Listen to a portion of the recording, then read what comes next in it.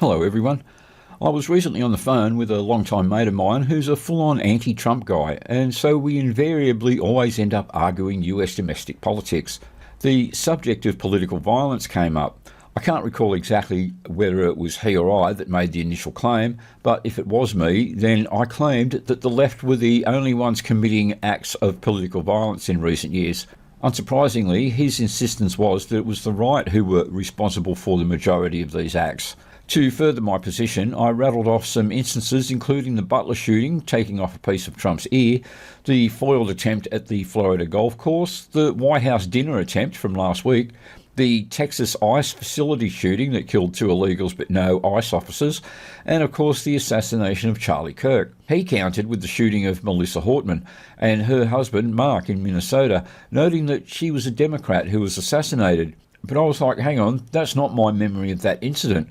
My memory was that Vance Bolter, the guy that shot them, was pissed off about Hortman voting with Republicans on a particular bill, but I couldn't recall precisely what the issue was. My mate mentioned that he thought it was something regarding the overturning of Roe v. Wade. Of course, we debated 1,000 other things, but it was that issue that I was inspired to make this video about. Just before I present my argument though, I want to say that I haven't made this video as a rebuttal to him.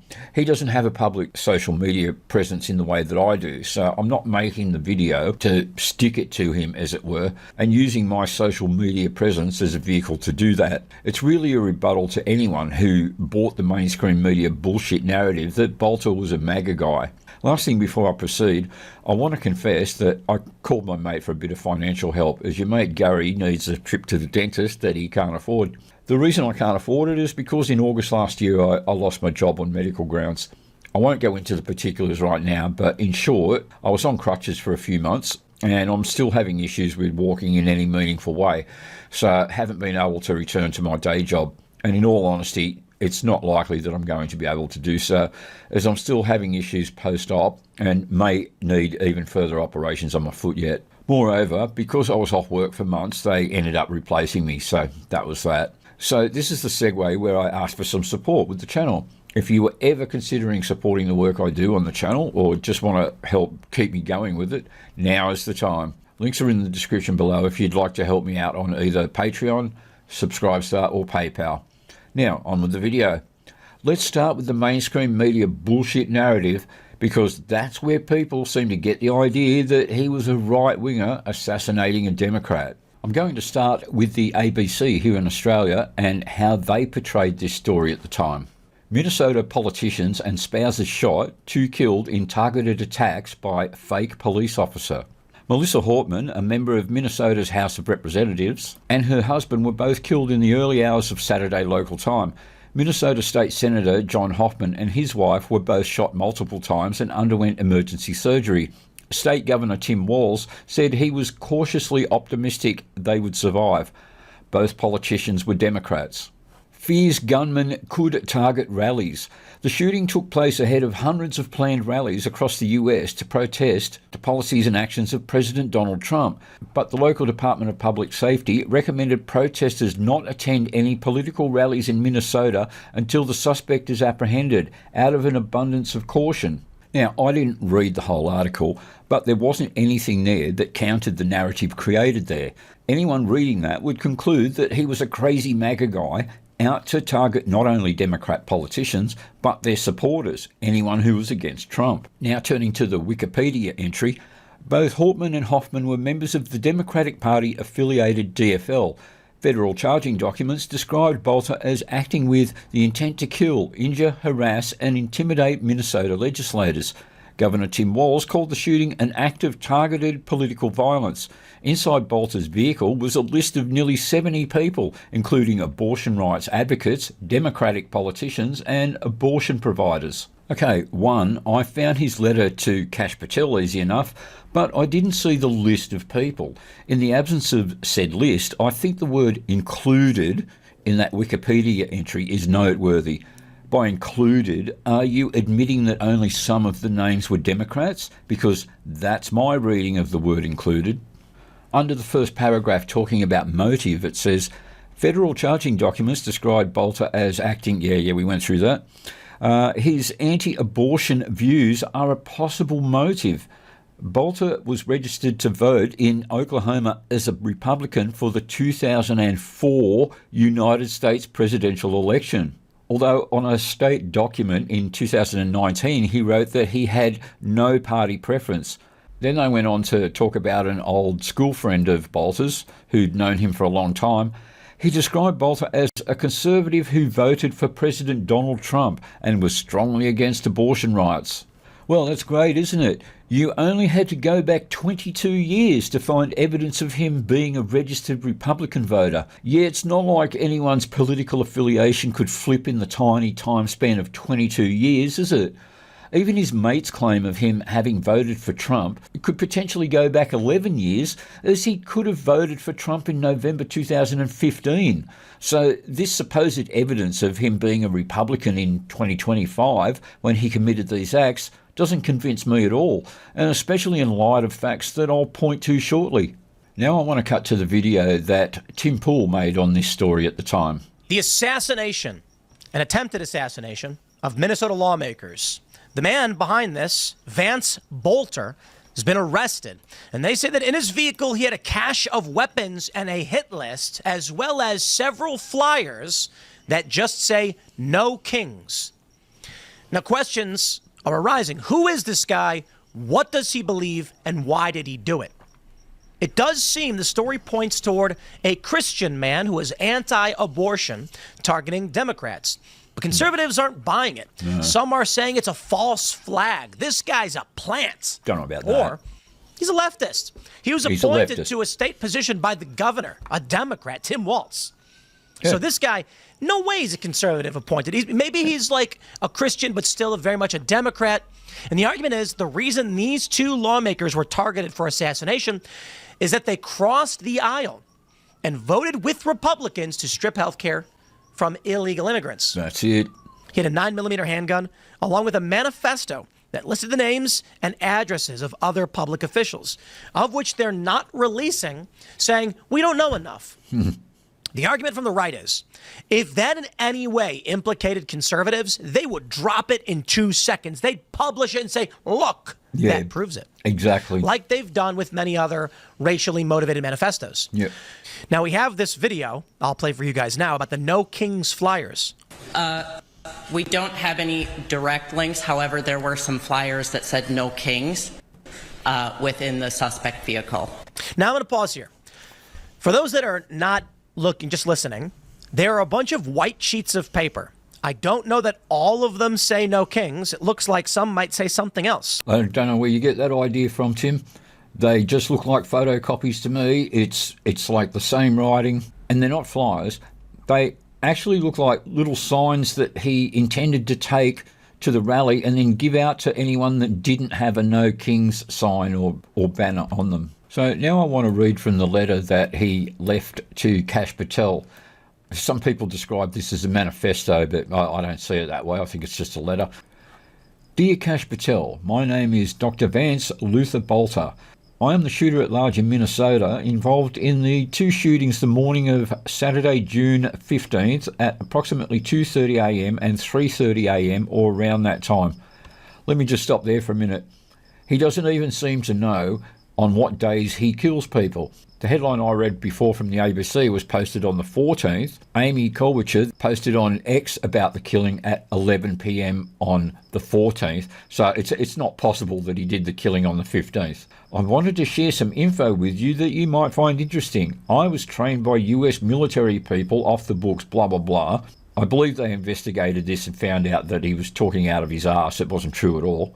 Recently, I was approached about a project that Tim Walz wanted done. And blah, blah, blah, and Keith, I believe he's referring to Keith Ellison, was also aware of the project. They wanted me to kill Amy Klobuchar and Tina, whoever that is. Tim wants to be a senator and he doesn't trust, I'm assuming he means Amy Klobuchar, to retire as planned and thinks she is going to stay on at the last minute. With Amy gone, Tim would get one of the Senate seats and wants to be governor. Given that Tampon Tim was already governor, what the fuck is he talking about? And Keith Ellison would be rewarded with a lieutenant governor's position. I told Tim I wanted nothing to do with it, and if he didn't call off that plan, I would go public. I actually don't believe this at all, and I think it's got about as much credibility as his prior claims about being trained in the military. I love this next paragraph. You should notice how I didn't fire one round at any police officers, and boy did I have plenty of opportunity. Ask for the report on how many weapons and ammunition I had with me. Cops were pulling up right next to me in their vehicles, and I had an AK pistol aimed right at her head, and I could have left a pile of cops dead. But I did shoot one bullet towards law enforcement. You can ask them, because I support the police and don't want to see them hurt. You have to love how the logic works on these people. I didn't want to hurt anybody, so I only fired one bullet at them. Which is kind of like saying, my sister asked me to babysit her kids, and because I love my sister so much, of her 6 children, I only drowned one of them in the bath because I didn't want to see them get hurt. There's more to the letter, but they then show photographs of it to show that it's a direct copy of what he actually wrote. In previous videos, I've mentioned what I see as the relevance of chronology in these kinds of matters. So whilst Wikipedia might try to tell you that his supposed anti-abortion views may have been a motive, I'm convinced at least that the chronology says quite the opposite. I'm not quite sure why he also targeted the Hoffmans as well as the Hortmans. Yeah, confusing, isn't it? But as to the Hoffmans, I'd have to research that a bit further. What I can verify is the relevant dates and circumstances that I argue show the true motivation for the killings. In June 2025, during a one-day special legislative session to complete the state budget, Hortman voted with Republicans in favour of legislation removing undocumented adult immigrants from eligibility for Minnesota Care as part of a negotiated compromise between the GOP and the DFL to pass the budget. The Minnesota legislature convened for a one-day special session on June the 9th to pass the remainder of the 2-year $66 billion state budget for the 2026-27 biennium. So this is what the mainstream media, Wikipedia, and undoubtedly thousands of other left-leaning sources would have you believe. That the guy that worked for Democratic Governor Tim Walz and was, according to him, so trusted in the Walz camp that he was privy to a murder plot of one of Walz's political rivals, and that 6 days after Hortman, not a part of Walz's alleged murder plot, crossed the floor to vote with Republicans on a compromise to deny illegals access to abortions, killed Hortman because he was actually a Republican with anti-abortion sentiments. Yeah, right. That's the mainstream media for you. The left bias is so strong, what are supposed to be trusted sources of information tell you the complete opposite of reality. Finally, on the issue of who really commits the majority of politically motivated violence in America these days, Tim Pool again conducted an interesting experiment just in the past week or so. Check this out. Story is in light of a recent report from the Wall Street Journal that claimed left-wing violence only slightly outpaced right-wing violence. Batya Ungar-Sargon addressed this in a long post, as well as on News Nation, pointing out that these studies, like CSIS, Cato, and others, will claim that, let's say, like a white supremacist in his trailer in Arkansas gets up one day and goes to his next-door neighbor to buy meth, and then a fight breaks out and he shoots him. They call that right-wing violence. That reminds me of the guy that was riding his motorcycle, I think it was in Florida, where he was hit by a truck whilst riding his motorcycle and killed, but because he had COVID at the time, they registered it as a COVID death. They did claim that a white supremacist who punched his wife and was arrested for domestic abuse was right-wing violence. Well, I don't care about that because it's not meaningful to me. That does not explain to me what is going on politically in this country. So here's what I did. Using Grok, ChatGPT, and Google, I searched for, and I did this over a couple of hours, all instances of political violence in the past 10 years where the motivations are known, clear, and commonly held political beliefs. Boy, let me tell you, ChatGPT basically insulted me, attacked me, and refused to cooperate. It kept saying things like, but Nazis are. It was like, so the first thing it does is, it's like, here's a list of politically motivated attacks, and it lists a bunch of neo-Nazi violence, things that were not even well known or in the press. And then I just simply asked, is neo-Nazism a commonly held political belief? And it went, no, it is not. And then I said, okay, then we shouldn't include that in a graph talking about commonly held political beliefs that motivated people towards violence. And it goes, right, but if you do that, there is no right-wing violence. Literally what it told me. And I said, well, I guess that's the case then. So I went through a huge list. I had both Grok and ChatGPT pull up. I personally fact-checked. I had some removed where I thought it was ambiguous on the left. There are some instances of left-wing violence where I don't know the motivation was clearly cut in a mainstream way. However, as you all know, overwhelmingly, it's going to be the right-wing attacks they claim that get removed. In response to this, leftists have said, why aren't you including neo-Nazis? To which I responded, no mainstream political personality or politician endorses those views and advocates for them. So I don't care about the fringes that we've already condemned. So we pulled up a list, and what do you get? In the past 10 years, there have been 460 plus commonly held, left-aligned, politically motivated attacks, and only one right-wing aligned, politically motivated attack. Some people on the left say, what about that guy in Minnesota who killed those Democrats? Yeah. The motivation was not political. It was interpersonal. And even then, there is no clear-cut, commonly held political belief that motivated him to do it. It's interesting that he touched on that in this recent video, going back to the actual incident that I made this video about, because I believe, at least, that I've argued what the motivation actually was. So I'm going to disagree with Tim on that regard. I think it's because he viewed Hortman as a traitor to the Democratic cause. The argument from the left is, but he had some of those views. That's great. Did those views lead to the attack? Some have mentioned the attack on Paul Pelosi. DePape was not motivated by commonly held political views. If a lunatic commits an act of violence, I don't care. I didn't include in the left the killing of Irina Zarutska, but I could have. It was a black guy who said, I got that white bitch. That would qualify the same as the neo-Nazi attack. I did not include those. This is specifically, is the motivation something a Democrat or mainstream liberal pundit has said? When the attack happened, was that their motivation? Okay, well, then we include it in the list. This means things like the George Floyd riots. This means the killing of Charlie Kirk. This means the ICE attacks. This means the attack on the ICE facility in the Tacoma ICE facility, where the guy yelled, I am Antifa. So long as mainstream Democrats defend Antifa and say they're peaceful protesters or mostly peaceful protests, it's in the list. Key takeaway.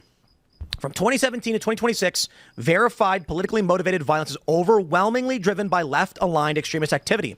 Right-aligned violence is limited to a single major incident in the entire period. What was it, by the way? January 6th. And the final clip before I bail, again from Tim Pool's channel. Imagine a conservative saying this. How quickly do you think they'd be deplatformed? We'll take a look at some of this. They'll stop blaming Trump for this, and it's all, yeah.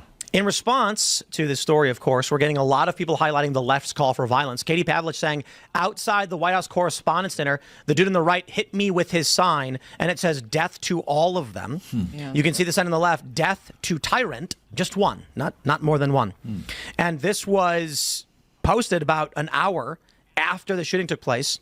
We've got this clip of Hassan Piker going massively viral, and normally I wouldn't play a clip like this in the show because it is obscene and it's a call for violence. But I think it is the utmost of importance that you all hear. Hassan Piker is campaigning with Democrat candidates. He is being profiled by the New York Times. This is what he had to say.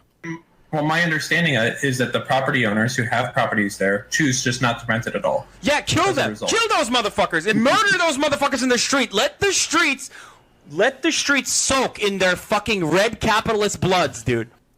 That's just one clip from Hassan Piker that's gone massively viral, as the left has continually advocated for violence, even at this event. But apparently the majority of political violence comes from the right. I don't think so. Thanks for watching, everyone.